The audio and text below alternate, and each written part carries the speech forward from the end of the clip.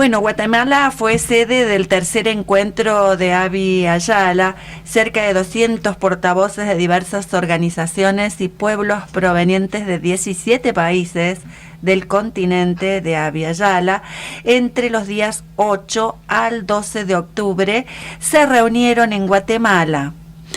Para hablar sobre este tema, tenemos el placer de estar comunicados con la hermana Leiria Teresa Bay García.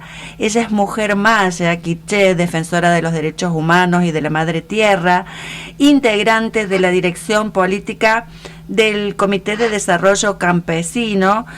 Buenas tardes, hermanas, gracias por recibirnos, muchísimas gracias por estar con nosotros.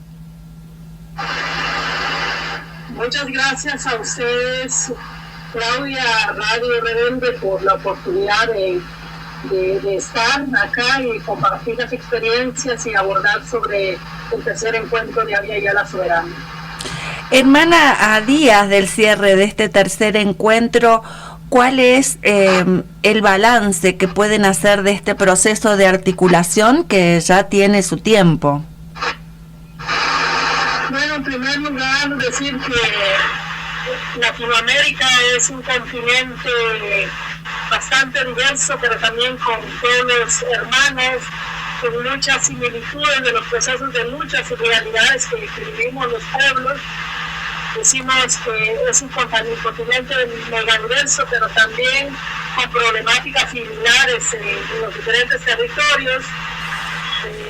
Una gran riqueza cultural, pero también un monstruo que es el sistema neoliberal que está ingresando a nuestros territorios para sacar nuestra madre tierra, para extraer nuestros bienes naturales, destruir lo que tenemos, y cuando desde los pueblos nos organizamos para defender nuestros derechos y para defender nuestra madre tierra, entonces nos estigmatizan, nos criminalizan, nos persiguen, encarcelan a varios hermanos y hermanas e incluso asesinan a dirigentes, a defensoras y defensoras de derechos humanos. Entonces, el encontrarnos para nosotros en el tercer encuentro, que le hemos llamado de colonialidad desde los pueblos para el buen vivir, ha sido una oportunidad, en primer lugar, de conocernos y reconocernos como hermanos y hermanas con otros compañeros y compañeras de diferentes movimientos sociales de la región, entender cuáles son nuestras problemáticas que nos están afectando y luchar juntos y juntas. Entonces el encuentro ha sido eso, la oportunidad de conocernos, de encontrarnos y de sumar fuerza para luchar juntos y juntas ante esta coyuntura de adversidad en la que estamos los pueblos por defender nuestra tierra, nuestros territorios y nuestros derechos. Hermana, ¿y cuáles son los caminos posibles para la descolonización en tiempos de este fascismo extractivista global? Yo creo que hay muchos retos desde los pueblos. Este sistema neoliberal nos ha puesto modas, nos ha impuesto formas de pensar, formas de creer, las religiones sobre todo, y entonces por eso a veces desde los medios de comunicación, que juegan un rol importante para seguir colonizando, discriminando y generando a que este sistema siga extrayendo nuestros territorios, pues a veces es difícil porque nos dicen que lo más lindo es lo que está en Estados Unidos, lo que está en Europa, que hay que hacer esto, que lo importante es lo que dicen las universidades, lo que dicen los medios de comunicación, pero no siempre, no quiero decir que todo, eso es lo que tiene que ser así. Y entonces por eso nos han saqueado, por eso han extraído nuestros recursos, nuestros bienes, y nosotros nos hemos quedado sin decir nada. Y muchas veces cuando nos hemos organizado, pues la represión es fuerte. ¿Qué retos tenemos? Pues en primer lugar, el saber que tenemos esta casa común, nuestra madre tierra, que tenemos que protegerla y defenderla, pero también el entender toda esa riqueza cultural y natural que tenemos los pueblos, que muchas veces se nos hace creer que no es nada, que no sirve, que no debemos cuidarlo, cuando es lo contrario, tenemos que defender y proteger. Entonces, son algunos elementos, pero también ¿qué tenemos que hacer? El entender, hacer un análisis sociopolítico de la realidad de lo que pasa en nuestros territorios, para entender la coyuntura y en base a eso seguir luchando para defender nuestros derechos, nuestra tierra y nuestros territorios. Pero también, ¿qué tenemos que hacer? Es evaluar nuestro propio accionar. Este sistema, como decían los medios de comunicación, la moda nos impone formas de pensar y formas de hacer, y para eso tenemos que trabajar nosotras y nosotros a lo interno, cambiar actitudes, cambiar formas de pensar. Es todo un proceso. El tema de la descolonización o la decolonialidad no es una acción inmediata en la que uno dice ahora voy a ser decolonial o voy a trabajar en la descolonización y al otro día pues ya es descolonial o ya se está trabajando en la descolonización. No, esto es todo un proceso que implica cambio de actitud, cambio de ser y hacer, proceso de lucha permanente para cambiar esta realidad y esta estructura mental que también nos han puesto, porque de manera personal y a título individual nos impone formas de pensar, y por eso tenemos que trabajar hacia lo interno, no solo en el colectivo, sino de manera individual. Hermana, ¿se logró en este encuentro alguna mirada geopolítica sobre el Caribe, que aún está colonizado? Muchos de los países del Caribe están colonizados y son víctimas de desplazamientos forzados, hambruna, violencia. Sí, justamente, aunque no estuvieron todos los países del Caribe en el encuentro, estuvo únicamente del Caribe Puerto Rico, perdón. Y pues sí, y no es solo cuestión del Caribe, es en todo el continente donde la colonización nos afecta y nos afecta en el día a día. Hablamos de descolonización, pero muchas veces tenemos actitudes coloniales todavía.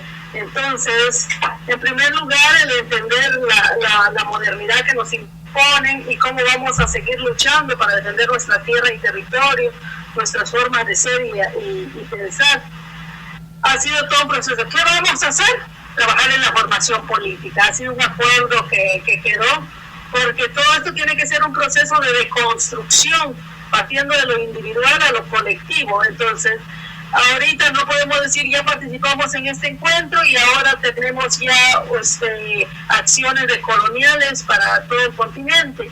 No es así, sino lo que estamos haciendo es diciendo nuestro horizonte es el buen vivir y también la decolonialidad es una herramienta de trabajo que nos va a ayudar a avanzar hacia el buen vivir.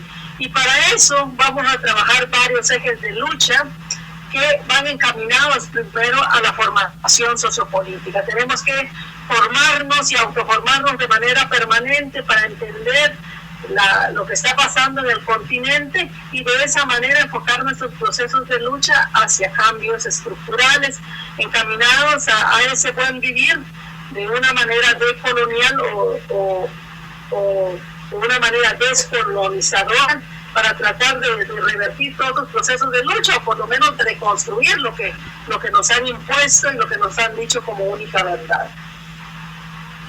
Hermana, en este encuentro participó el huarquén Orlando Carriqueo, que es vocero del pueblo Nación Mapuche de Argentina. Pudimos verlo participando activamente del encuentro y me interesaba saber cuál es la foto que quedó en el evento de la feroz embestida que se lleva adelante contra ese pueblo, creando la figura de terrorismo interno, y si esa figura se repite en otros países donde los gobiernos trabajan en el mismo sentido. Bueno, sí, aquí participaron no solo de Argentina, sino de diferentes países de la región. Participaron pueblos indígenas, autoridades indígenas, movimientos y medios de comunicación. La idea era encontrarnos todos, dialogar, repensar, dependiendo o partiendo de las diferentes experiencias. ¿Cómo vamos a avanzar? ¿Y en qué quedamos? Pues, en primer lugar, articular nuestros procesos de lucha desde lo comunitario, a nivel país y a nivel continental. Esa fue como la tarea principal que tenemos. Después es hacer la formación sociopolítica. O sea, no podemos solo pensar en organizar y articular si no tenemos formación política permanente. Entonces hay una comisión de trabajo que se encargará de fortalecer los procesos de formación sociopolítica desde lo comunitario, lo nacional y lo continental, para fortalecer esa mirada hacia el buen vivir. ¿Cómo avanzamos? ¿Y quiénes estamos en el proceso o cómo nos vemos? Pues somos diversos, somos diferentes organizaciones, también hay colectivos de mujeres, algunas feministas que participaron en el proceso, y la idea es de a pesar de nuestras diferencias, porque somos diferentes, a pesar de que tenemos muchas similitudes, empujar en ese horizonte común que dijimos, que no que lo dijimos, sino consensuamos de manera colectiva, que es reconstruir los buenos vivires. No hay un solo buen vivir, sino son varios y diversos, entonces reconstruir esos buenos vivires desde las diferentes prácticas cotidianas en los diferentes territorios. ¿Y quiénes los vamos a hacer? Los movimientos sociales, los pueblos indígenas y todos los actores y sectores que históricamente hemos sido excluidos y excluidas. ¿A quiénes nos toca trabajar? A todas y a todos. ¿Y cómo vamos a trabajar? Es un proceso de lucha de largo plazo, pero que tiene un horizonte colectivo en el que coincidimos todos y todas a pesar de las diferencias que tiene cada organización o cada colectivo. Hermana, buenas tardes, los saludo a Sergio. Estábamos viendo... Hola, Sergio. ¿Cómo le va? Estaba viendo que en la reunión, la primera reunión de todas, el día 8, estuvo Ramón Grossfogel. ¿Una de las líneas de pensamiento está marcada por este sociólogo? Bueno, en el proceso de formación lo que pasa es que este encuentro también se realizó en el marco de la finalización de un proceso de formación virtual. Un proceso de formación virtual en base a 3 temas que son la plurinacionalidad, la decolonialidad y el buen vivir. Y uno de los profesores de este proceso de formación, que eran 10 profesores en total, fue Ramón Grossfogel. Y otros que estuvieron en el encuentro y otros que no pudieron estar por agenda personal. Entonces, ¿qué rol juega Ramón Grossfogel en este proceso de articulación? Pues ha sido un profesor de un proceso formativo, ha estado ahí estuvo como invitado especial para hacer algunas reflexiones del movimiento. No significa que Ramón Grossfogel esté dando las líneas hacia dónde avanzar, sino él ha sido invitado como un ponente más para reflexionar sobre los temas que estuvimos abordando. ¿Quiénes definen la línea estratégica, política y el horizonte del movimiento? Son todos los pueblos, todas las organizaciones, todos los colectivos, todos los actores y sectores que forman parte del movimiento. Está claro, y también estuvo Katia Colmenares, no sé si estuvo presente en esta oportunidad, pero vimos que... Realmente ya no pudo estar por un asunto personal, o sea, ella sí estaba prevista para venir, pero en última hora ya no tuvo un inconveniente personal, entonces no pudo estar, pero sí, ella también fue parte de las profesoras del proceso de formación de Colonial. Sí, yo lo hice ese proceso, por eso es que la conozco. Y también estuvo una, creo que es compañera de ustedes ahí en Guatemala, que es Telma Cabrera. Me gustaría que hable del proceso político de ustedes como movimiento campesino y la inserción social que tienen, porque estábamos, al menos lo que nos llegó información es que a la hermana no la dejaban poder candidatearse como digamos a la presidencia o al puesto político que ustedes estaban buscando desde el movimiento campesino. ¿Cuáles son las dificultades en ese sentido? Bueno, en primer lugar, tal vez compartir de que sí es cierto, estuvo la compañera Telma Cabrera, que es parte de nuestro movimiento, es integrante de la dirección política, y también es cierto que a ella no la permitieron participar en el proceso electoral del año pasado, y no permitieron esa candidatura por varias cosas. El fascismo, clasismo, la discriminación son una de las cosas, pero sobre todo lo que representa este proceso de lucha de los pueblos. Nosotros somos del movimiento Codeca de Guatemala, y el movimiento Codeca no nació para crear un instrumento político, sino nació para luchar por derechos humanos, derechos laborales y el derecho de la madre tierra. Sin embargo, en el transcurso de los años nos dimos cuenta que era importante, o que no podíamos hablar de impulsar el buen vivir y concretar la agenda constituyente para crear un Estado plurinacional si no se participaba de manera activa políticamente. Entonces, en Guatemala le pedimos a los partidos de izquierda que asumieran la agenda de los pueblos para impulsar la plurinacionalidad y el buen vivir. Lamentablemente, ninguno de los partidos de izquierda quiso asumir esta petición.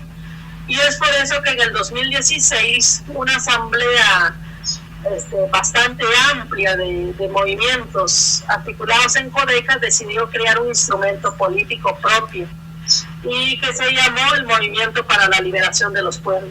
Y es a partir de ahí que en el 2018, la Asamblea nombra a la compañera Telma Cabrera como candidata a la presidencia. En ese entonces, nuestro movimiento, por ser indígena y campesino, era totalmente invisibilizado, y pues a pesar de que nosotros como movimiento teníamos una fuerza, o hemos tenido siempre una fuerza organizativa en los territorios, desde los medios se nos había invisibilizado. Entonces como que no nos tomaban en cuenta. Nosotros decimos aquí, no nos paraban bola de lo que estábamos haciendo. Había la persecución, la criminalización, pero nunca pensaron que teníamos fuerza política para ir a competir en un proceso electoral. En el 2019, que fueron las elecciones en Guatemala, participó por primera vez el MLP, y a pesar de que no nos dieron el presupuesto que el Tribunal Supremo Electoral tiene que asignar para campaña electoral, también a pesar de que todos los medios de comunicación en Guatemala, tanto corporativos pero también alternativos, nunca pensaron que teníamos la capacidad para posicionarnos, pero tampoco nos dieron espacio para visibilizar nuestra agenda. Nosotros entonces, con la fuerza organizativa en los territorios y con la red de comunicadores y comunicadoras que tenemos también en los territorios, logramos posicionar nuestra agenda y posicionar a nuestro instrumento político. El día de las elecciones, los primeros resultados que se veían en pantalla, el día de la votación, se veía que nuestro instrumento político en todos los departamentos con mayor presencia de pueblos indígenas estaba ocupando el primer lugar, y en otros el segundo lugar. Entonces eso nos posicionaba a nosotros para pasar, si no ganar el primer lugar, pero sí un segundo lugar y pasar a la segunda vuelta. Sin embargo, a las 10 de la noche, el presidente de la Cámara Empresarial en Guatemala convocó a conferencia de prensa a todos los medios de comunicación, y ahí dijo que le preocupaba que una organización de delincuentes como Codeca esté teniendo apoyo popular. Bueno, dijo varias cosas más.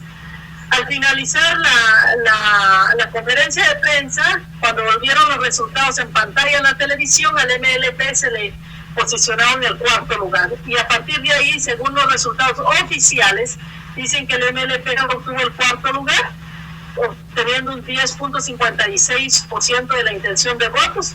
Hay que entender bien que el primer lugar obtuvo el 15%, el segundo lugar el 13%, el tercer lugar el 11%, y nosotros el 10.56%. Es decir, que en ese proceso electoral nos quedamos a 4 puntos porcentuales del primer lugar. No llegamos, a pesar de eso, solo tuvimos una diputación en el Congreso. Nosotros partidos de izquierda, nosotros les decimos los permitidos acá, porque son los que dicen que son de izquierda, pero en el Congreso votan igual que la derecha, pues tuvieron más diputados en el Congreso. Y eso hizo a que en el proceso electoral 2023 ya nos tuvieran miedo, ya sabían que no éramos esos que nos decían que no saben hacer nada, que no saben ni leer ni escribir, que no tienen capacidades para hacer asamblea, ya sabían que no éramos nada de eso. Y por eso es de que ante ante la preocupación de este sistema de que les podíamos ganar las elecciones, simplemente no permitieron la inscripción de nuestra compañera Telma Cabrera, y con eso se votaron al instrumento político, el MLP. A nosotros, por supuesto, nos preocupó eso, pero no tanto como decimos, porque el MLP no es un partido político solo para llegar al poder, sino el MLP era nuestra herramienta política para construir ese Estado plurinacional. Ahora que el sistema, este sistema guatemalteco corrupto y discriminador, pues votó nuestra herramienta política, en este momento estamos creando otra, que es el instrumento político que se llamará Dignidad. Y a partir de ahí seguiremos impulsando nuestra agenda, porque sabemos que tenemos una fuerte organización en los territorios, sabemos que si nos dejan participar limpiamente en este proceso, pues podemos, o no es que podemos, sabemos que vamos a ganar las elecciones y poder a partir de ahí ir impulsando nuestra agenda constituyente para reconstruir el Estado plurinacionalidad, o construir el Estado plurinacional y avanzar en la construcción de los buenos vivires de todos los pueblos de Guatemala. Hermana, en Guatemala, ¿cuál es el porcentaje poblacional que tienen los pueblos naciones? Aquí la mayoría de la población es indígena. Según los datos estadísticos dicen que un 60%, pero sinceramente ahorita con todo el proceso que estamos haciendo en las comunidades, el porcentaje de población indígena, dicen algunas personas que estudian estos temas, que es más del 80% de la población total de Guatemala. ¿Y la población rural? La población rural, sí, ahorita no tengo dato exacto de qué porcentaje es la población rural, pero hay bastante población, es más de la mitad que están en los... Guatemala es un país netamente rural, o sea, con mayor población rural, entonces allí también hay bastante presencia organizativa de nuestro movimiento. Lo único es que con todo este sistema de represión, también con toda esta ilusión del desarrollo que nos impusieron, pero lo que nos han dejado es mayor sobreexplotación laboral, mayor extracción o robo de nuestra madre tierra y nuestros recursos. Hay mucha población que está migrando hacia Estados Unidos en los últimos años. Sin embargo, como movimiento también tenemos estructuras organizativas en 13 estados de Estados Unidos, y eso nos potencia nuestra fuerza organizativa en los territorios rurales también. Hermana, por otro lado, se desprende de este encuentro, seguramente lo han trabajado en conjunto con la plurinacionalidad, la importancia de los medios de comunicación. En un mundo de información casi hegemónica, donde las redes han tomado especial relevancia, y ustedes han lanzado un curso en este tercer encuentro para comunicadores populares. Así es, y esto parte de la experiencia propia de Codeca y también de la experiencia de otras organizaciones hermanas que participan en Avia Yala Soberana. Y por eso el encuentro tuvo tres grandes temas principales. Uno es la formación política decolonial y antipatriarcal. El segundo tema es la comunicación desde los pueblos y territorios. Y el tercer tema pues era la construcción de la ruta estratégica. Pero este segundo tema, que es la comunicación, porque lo vemos clave y fundamental en este momento, porque eso nos viene a suponer la esperanza de poder avanzar en los procesos de lucha de las organizaciones y de los pueblos, y creemos que si trabajamos la comunicación podemos avanzar. Entonces, ¿qué es lo que buscamos? Que las organizaciones y que todos los actores y actores no pensemos en la comunicación como pedir a los medios de comunicación corporativos que vengan a cubrirnos una conferencia de prensa o solo a los medios alternativos también, sino cómo hacer comunicación desde los territorios. Nosotros lo que buscamos es que sean las mismas actoras o actores en los territorios quienes den a conocer sus voces, sus realidades, sus luchas y sus propuestas. Y por eso es que estamos trabajando la comunicación no con equipo de de comunicadores, expertos en comunicación o periodistas, sino con gente de la comunidad que se atreva a hacer comunicación para denunciar lo que está pasando, visibilizar la realidad y promover las propuestas que están surgiendo en los mismos territorios. Una de las recomendaciones que habían dado ahí en los paneles era de establecer una red latinoamericana de comunicadores populares. ¿Sobre eso pudieron profundizar algo o quedó sintetizado en un título por ahora? No es que está en un título nada más, sino inclusive ya lo están trabajando los compañeros y compañeras. Tienen un programa, por ejemplo, los domingos, donde se enlazan con varios medios de diferentes países para compartir la experiencia o lo que está sucediendo en el territorio. Es como un noticiero, un informativo plurinacional que se tiene. La idea es ir profundizando en eso, hacer otros procesos, otros programas, otras iniciativas con las experiencias de todos y de todas, para ir rompiendo con ese cerco que nos han impuesto los medios corporativos. Hermanita, le agradecemos muchísimo su tiempo, su comunicación, le agradecemos el esfuerzo del encuentro tan necesario, tan saludable para nuestros territorios, y quedamos pendientes de los avances y por supuesto de todo lo que ustedes quieran difundir. En Radio Rebelde siempre los micrófonos abiertos para ustedes. Muchas gracias, Claudia. Te voy a compartir la declaración final del tercer encuentro para que lo tengan y puedan conocer un poco el acuerdo político. También a partir del encuentro se han salido tareas y conclusiones por mesas de trabajo, que aún no las tengo porque las están trabajando cada mesa, pero podemos ir compartiendo para que ustedes conozcan qué estamos haciendo y en qué nos estamos enfocando como espacio de articulación. Muchísimas gracias, hermana. Un abrazo enorme desde el centro de la República Argentina. Muchas gracias a ustedes. Un abrazo desde Guatemala y seguimos en contacto. Y llévenos en cuenta para cuando establezcan la red. Caminos Ancestrales. Perfecto. Recuerde. Abrazo, hermanita. Gracias. Un abrazo y seguimos en contacto.